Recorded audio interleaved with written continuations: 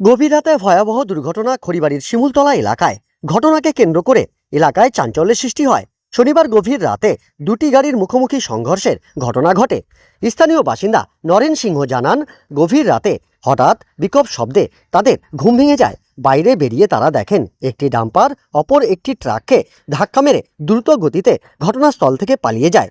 যদিও ট্রাকটিকে শনাক্ত করা সম্ভব হয়নি, তবে ক্ষতিগ্রস্ত ডাম্পারটির সামনের অংশ দুমড়ে মুচড়ে যায় এবং চালক গাড়ির ভেতরে আটকে পড়ে।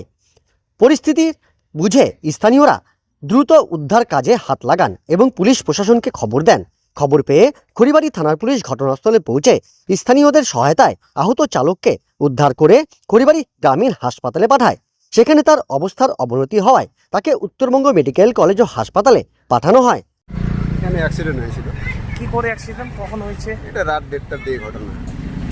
এটার থেকে 1:30টার দিকে আমরা ঘুমিয়েছিলাম, শব্দ হয়েছে ঢাম করে, তারপরে বের হয়েছি, তো দেখলাম যে অ্যাক্সিডেন্ট মধ্যে বার হলাম, দেখি ড্রাইভারটা ওখানে গাড়িতে ফাঁসা ছিল, টাইনে টেনে বার করা হলো।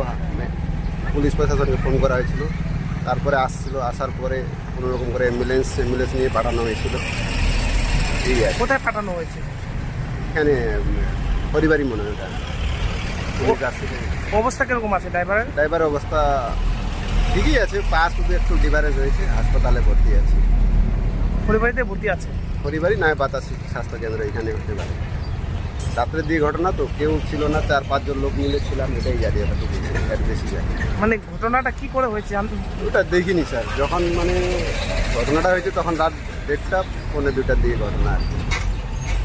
শব্দ হয়েছে বিশাল বড় একটা, ওই জন্য বার হয়ে দেখি যে এরকম অ্যাক্সিডেন্ট ব্যাপার। তো কিসে হয়েছিল? ওটা ট্রাকে হতে পারে। যখন আমরা বার হই তখন দেখলাম যে ট্রাকটা চলে গেছে, এরকম ছিল, ওটা দেখিনি আর কি।